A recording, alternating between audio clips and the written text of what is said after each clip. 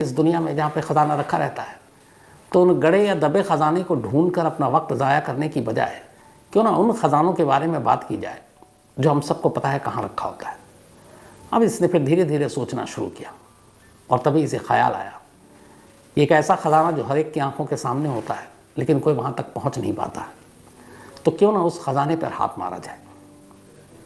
और वो ख़जाना था एक बैंक में। अब उसने जब ये दिमाग में ख्याल आया तो इसके बाद उसने उसके ऊपर काफ़ी रिसर्च किया। रिसर्च करने के बाद अब उसने तय किया कि इस बैंक में रखे हुए पैसों को लूटा जाए, क्योंकि मेरे लिए यही ख़जाना है और साथ ही अपनी होशियारी अक्लमंदी दिखाने का भी यही ज़रिया है। इसके बाद उसने एक बैंक को चुना और यहीं से कहानी शुरू होती है। ये कहानी है फ्रांस के शहर नीस की। उस वक्त दुनिया के चुनिंदा ऐसे बैंक थे जिनकी मजबूती, जिनकी सुरक्षा की मिसालें दिया जाती थी। तो इस बैंक का नाम था सोसाइटी जनरल। इस सोसाइटी जनरल बैंक की खासियत ये थी कि बहुत पुरानी इमारत में बनी हुई थी। इसकी सुरक्षा ऐसी थी कि वो गार्ड या इंसानों पर भरोसा नहीं करते थे, वो बिल्डिंग, इमारत, दरवाजे, उसकी मजबूती पर भरोसा करते थे। तो इस बैंक में एक बड़ा सा मेन गेट था, उसका वजन ही करीब 20 टन था। उस 20 टन के दरवाजे को हर दिन जब बैंक सुबह खुलने का वक्त होता तो लोग आते, कर्मचारी आते, बैंक के स्टाफ आते, तो जो टाइम होता कि अगर सुबह 9 बजे बैंक खुलेगा तभी उस बैंक के मेन गेट को खोला जाता और फिर अंदर लॉकर और बाकी सारी चीज़ें होती। इस बैंक की बिल्डिंग दरो दीवार ऐसी थी कि दीवारों में भी लोहे लगे हुए थे, तो दीवारों को भी भेदना आसान नहीं था। कोई रोशनदान नहीं, कोई खिड़की नहीं, कोई और ऐसी चीज़ नहीं, मतलब एक छोटा सा भी रास्ता जिससे आप बैंक के अंदर दाखिल हो सकें। सिर्फ और सिर्फ एक बड़ा सा गेट, और उस गेट को बैंक खुलते ही खोला जाता सबके सामने, और फिर बैंक जब बंद होने का वक्त आता तो उस गेट को बंद कर दिया जाता। 19 जुलाई 1976 की बात है ये। सुबह का वक्त था, तमाम स्टाफ गेट के पास पहुंच गए बैंक के वक्त से पहले। अच्छा, ये वो दौर था 1976, तब ये एटीएम या फिर इस तरह की चीज़ें नहीं थी। आपको बैंक का लेन देन के लिए आपको बैंक ही जाना पड़ता था। एटीएम मशीनें भी नहीं हुआ करती थी कि आप कहीं से पैसे ले लो, उसमें डाल दो, डिपॉजिट कर दो, क्योंकि टेक्नोलॉजी थी नहीं। तो हर काम जैसे हम आप कुछ साल पहले तक बैंक ही जाया करते थे हर बार, तो ये वो दौर था। तो ना इंटरनेट ना टेक्नोलॉजी बैंक में। तो बैंक पूरी तरह से इंसानों के हवाले और इस मजबूत दरवाजे और दीवार के भरोसे पर। 19 जुलाई 1976 की सुबह बैंक खुलने का वक्त हुआ, तमाम स्टाफ पहुंच गए। अब जिसकी जिम्मेदारी थी उस बैंक के ताले को खोलना, वो उस वॉल्ट यानी दरवाजे को खोलता है, लेकिन दरवाज़ा खुलता ही नहीं है, बिल्कुल जाम। दोबारा कोशिश करता है, नहीं खुलता है। करीब 10-15 मिनट हो जाते हैं। तभी बैंक स्टाफ को याद आता है कि ऐसा 2-3 बार पहले भी हो चुका है कि दरवाज़ा खोलने की कोशिश की गई और नहीं खुला, शायद वो अंदर से जाम हो जाता है। तो इस दरवाजे और इस सिक्योरिटी की जिम्मेदारी जो जिस कंपनी को दी गई थी, जिसने ये दरवाज़ा बनाया था, जिसने ये ताला बनाया था, इससे पहले 2-3 बार जब भी ये दरवाज़ा नहीं खुला तो उस सिक्योरिटी कंपनी को फ़ोन किया गया। उनका फिर स्टाफ आया और उसने अपनी टेक्निक से दरवाजे को खोल दिया। तो 19 जुलाई 1976 की सुबह भी दरवाज़ा खोलने की कोशिश की गई, खुल नहीं रहा। करीब 1 घंटा बीत गया। अब ये हुआ कि लोगों जो बैंक में अब जिन्होंने अपना पैसा रखा है, उनकी अपनी ज़रूरत के हिसाब से अब कस्टमर भी वहाँ पहुँच गए। तो बैंक स्टाफ के साथ साथ अब कस्टमर की भी भीड़ गेट के बाहर। इधर दरवाज़ा खुल नहीं रहा है, बैंक स्टाफ परेशान, कस्टमर उधर अलग नाराज़। तो 1 घंटे की तमाम कोशिश के बावजूद जब नहीं खुला तो ये तय हुआ कि उस सिक्योरिटी कंपनी को फ़ोन करके बुलाया जाए। अब सिक्योरिटी कंपनी को इन्फॉर्मेशन दी गई कि भैया दरवाज़ा खुल नहीं रहा, आप आ जाओ। उनकी कंपनी के लोग आए। अब उन्होंने दरवाज़ा खोलने की कोशिश की, कोशिश करते रहे, दरवाज़ा खुला नहीं। ऐसा लग रहा था कि बिल्कुल बुरी तरह से जाम है। करीब 3 घंटे बीत गए। 3 घंटे तक वो दरवाज़ा नहीं खुला। जब 3 घंटे तक नहीं खुला, इधर कस्टमर परेशान, क्या करें। तो फिर ये तय हुआ कि दरवाज़ा वैसे तो खुलेगा नहीं, दीवार भी इतनी मजबूत है, टूट सकती नहीं।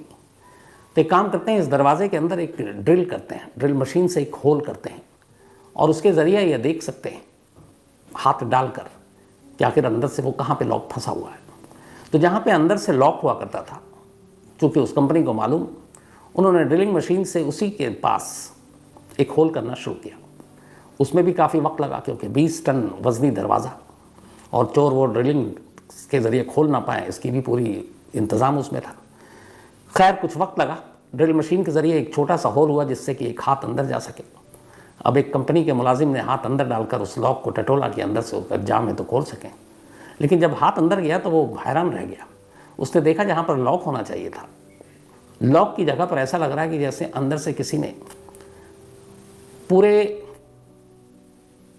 ड्रिल करके या फिर एक तरह से उसको जाम कर दिया है। मतलब कोई ऐसी चीज़ जो कई बार लोहा को पिघला कर और वो सारी चीज़ें करते हैं, आप उसको परमानेंटली बंद कर देते हैं, तो फिर वो ऐसा लगा कि उसके अंदर जो है वो कोई ऐसी चीज़ लगा दी गई है उस वॉल्ट को जहाँ पे लॉक था, जिससे आप उसको खोल ही नहीं सकते। मतलब वेल्डिंग मशीन के ज़रिए उस लॉक के पूरे हिस्से को और दरवाजे के दो पार्ट जो होते थे, वेल्डिंग मशीन से उसको जाम कर दिया अंदर से। अब ये कैसे मुमकिन? पहले तो सिक्योरिटी कंपनी का उस मुलाजिम को हैरानी जब उसने अपने सीनियर को बताया कि अंदर तो वेल्डिंग के थ्रू पूरा जाम कर दिया गया। तब बदहवास लोगों ने चारों तरफ देखना शुरू किया बैंक के दीवारों को, पूरी दीवार सलामत, छत सलामत। तो कौन ऐसा शख्स हो सकता है जो अंदर से वेल्डिंग के ज़रिए पूरे दरवाजे को लॉक कर दे? और जिसने लॉक किया फिर वो अंदर ही होना चाहिए, बाहर आने का कोई दूसरा रास्ता तो है नहीं।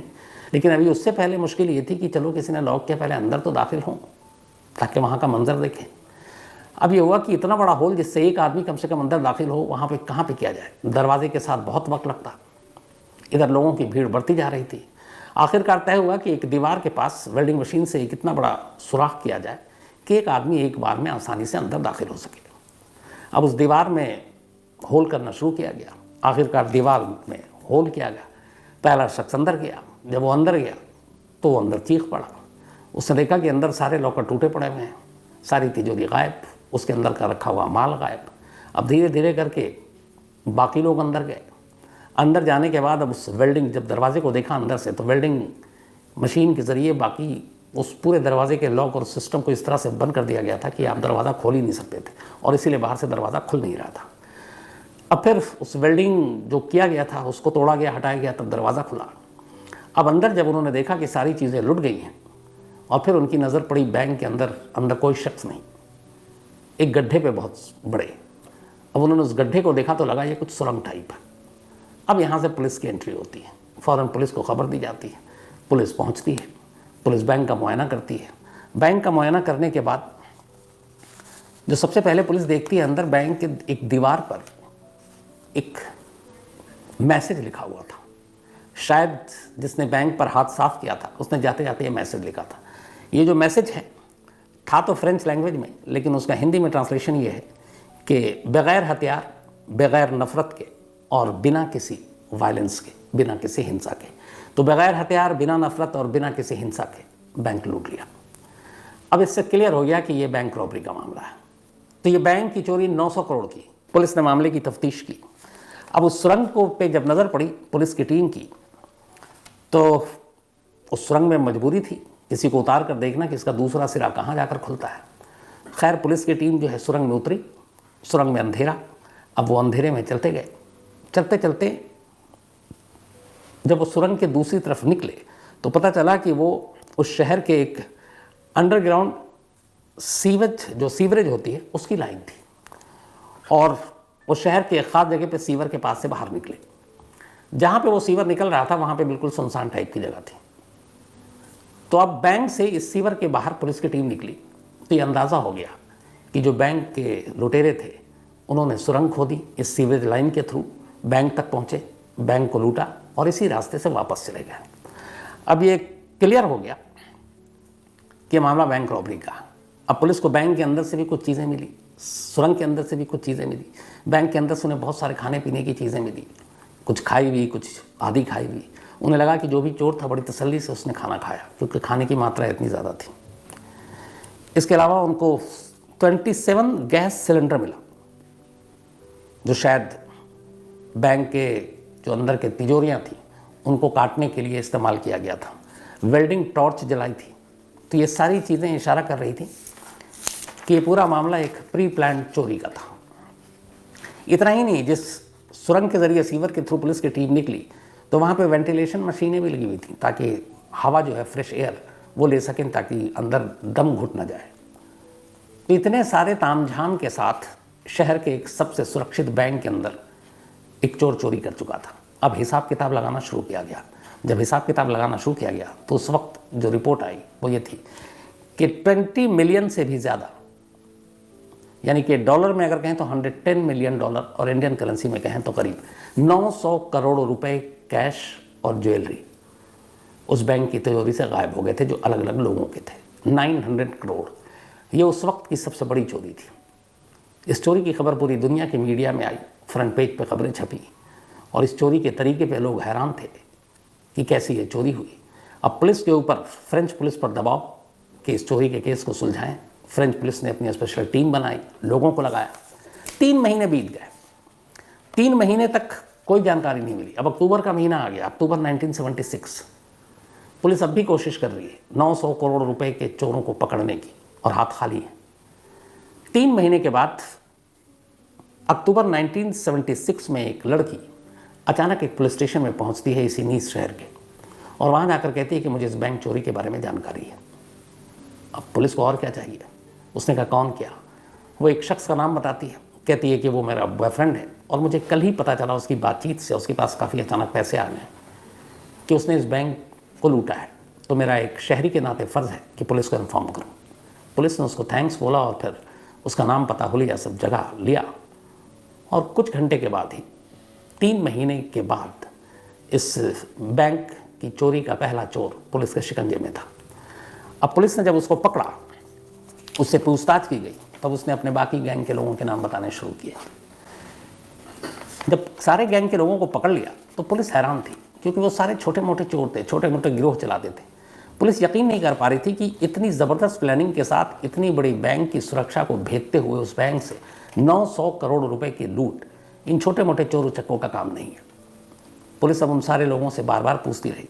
आखिरकार फिर उस गैंग के 1-2 लोगों ने अपना मुंह खोला और उन्होंने कहा कि असल में हमारे इस गैंग का जो मास्टरमाइंड है इस चोरी का, वो कोई और है, और वो अभी हम में से नहीं है, पकड़ा नहीं गया। किसी ने भी अपने मास्टरमाइंड और इस गैंग के सरगना का नाम नहीं लिया था। उन 2 लोगों ने ले लिया। नाम पता चला अल्बर्ट स्पाजियारी। अल्बर्ट स्पाजियारी इटली का रहने वाला था और ये पेशे से एक फोटोग्राफर था, और फोटोग्राफी के साथ साथ इसको गड़े और दबे खजाने को ढूंढने का शौक था। अब जब ये नाम पुलिस के सामने आया, पुलिस ने जाल बिछाया और आखिरकार अल्बर्ट स्पाजियारी भी अब उनके शिकंजे में आ गया। अब उससे पूछताछ शुरू हुई। जब पूछताछ शुरू हुई तब उसने बताया कि मैं दुनिया भर में बहुत सारे ख़जाने की तलाश में भटकता रहा, कामयाबी मिली नहीं। तब मैं इस शहर में आया और इस शहर में आने के बाद मैंने भी इस बैंक में अपना अकाउंट खुलाया, और इस अकाउंट को खुलवाने के बाद अब मुझे लगा कि ख़जाने के पीछे कहाँ इधर उधर भागते रहो, क्योंकि मुझे इस बैंक के बारे में असलियत पता चल गई थी कि इस बैंक में बहुत सारे पैसे हैं, यानी ख़जाने हैं। तो इसी सोसाइटी जनरल बैंक में फिर मैंने अपना अकाउंट खुला लिया। अकाउंट खोलने के बाद अब मैं अक्सर बैंक आता और अब मैंने प्लानिंग करनी शुरू की।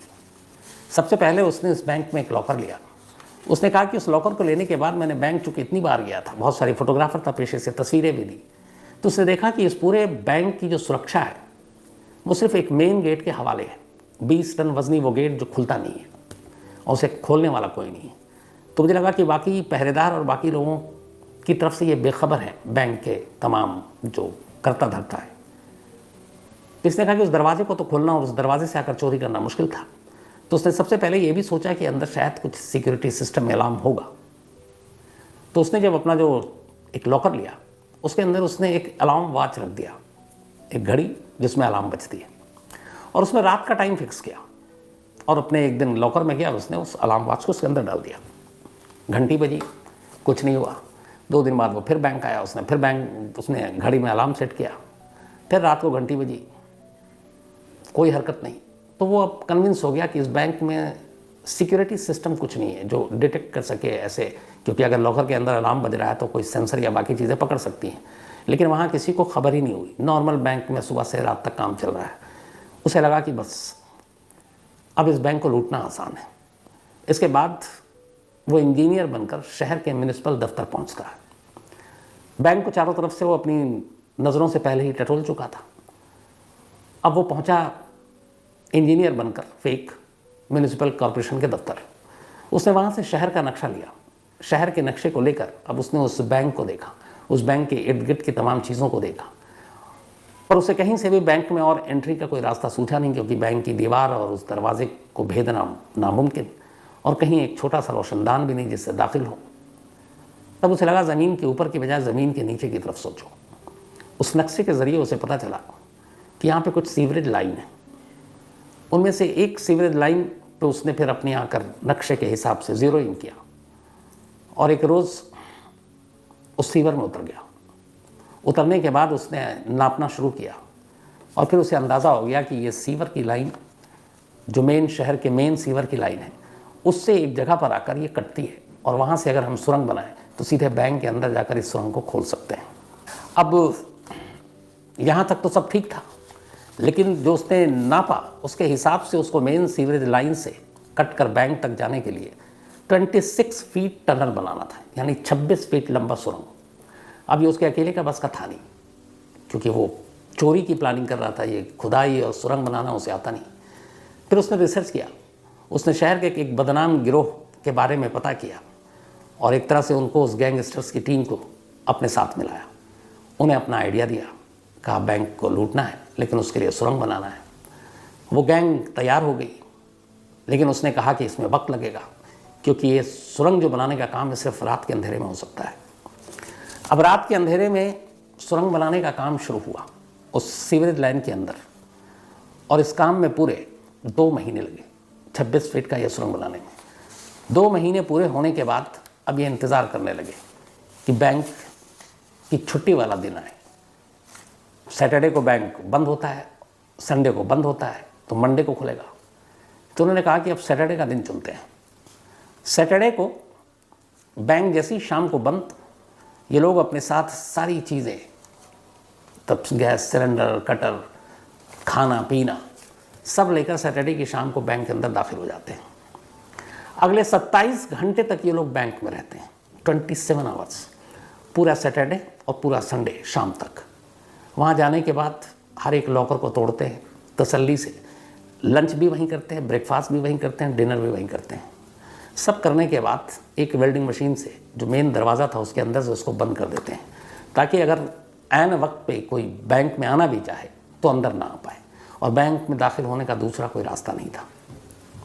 इस तरीके से इसने ये सारी लूटपाट की, लेकिन एक गैंग मेंबर की गर्लफ्रेंड ने पुलिस में भांडा फोड़ दिया और इसलिए सारे लोग पकड़े गए। तो अब ये साहब भी पकड़े गए, मास्टरमाइंड। इसके बाद इनको जज के सामने पेश किया गया। जज के सामने जब पेश किया गया तो सारे सबूत इसके खिलाफ थे। इसने अपना जुर्म कबूल कर लिया। उसने कहा कि हाँ, मैं ही इसका मास्टरमाइंड हूँ। इतनी बड़ी चोरी थी, उस जुर्म को देखते हुए उस वक्त अदालत ने इसको उम्र कैद की सज़ा सुनाई।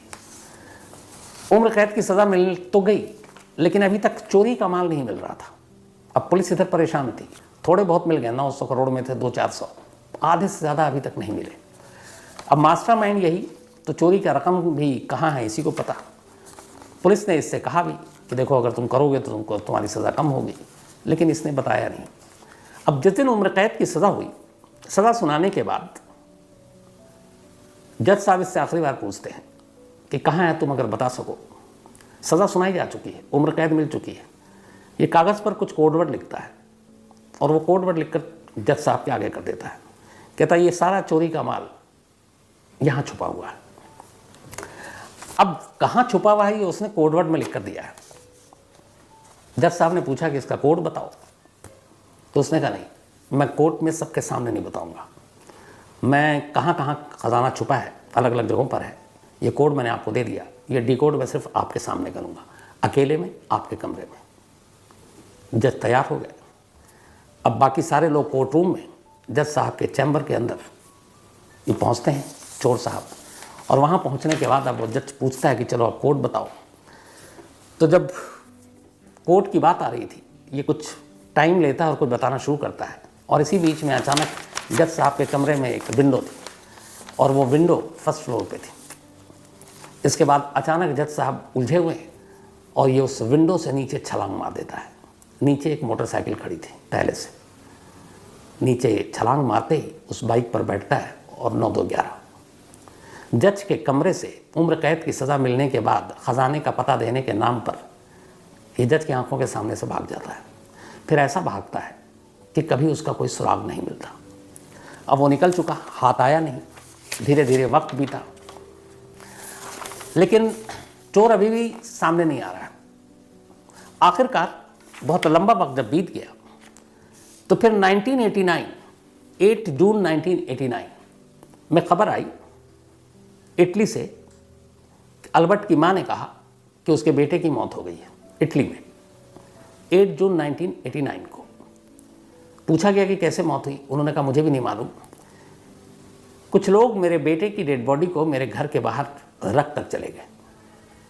तो ये आज भी एक राज है कि अल्बर्ट की मौत कैसे हुई, किन लोगों ने मारा, या फिर नेचुरल डेथ हुई, और वो कौन लोग थे जो उसकी डेड बॉडी को उसके घर के बाहर चले गए। लेकिन इससे पहले जब ये वहाँ से भागा था तब अल्बर्ट ने एक टीवी इंटरव्यू दिया था, और उस टीवी इंटरव्यू में उसने डिटेल में बताया था कि उसने इस चोरी की प्लानिंग कैसे की थी। वही डिटेल जो अभी मैंने आपको थोड़ी देर पहले सुनाई। तो ये थी उस वक्त की सबसे बड़ी चोरी।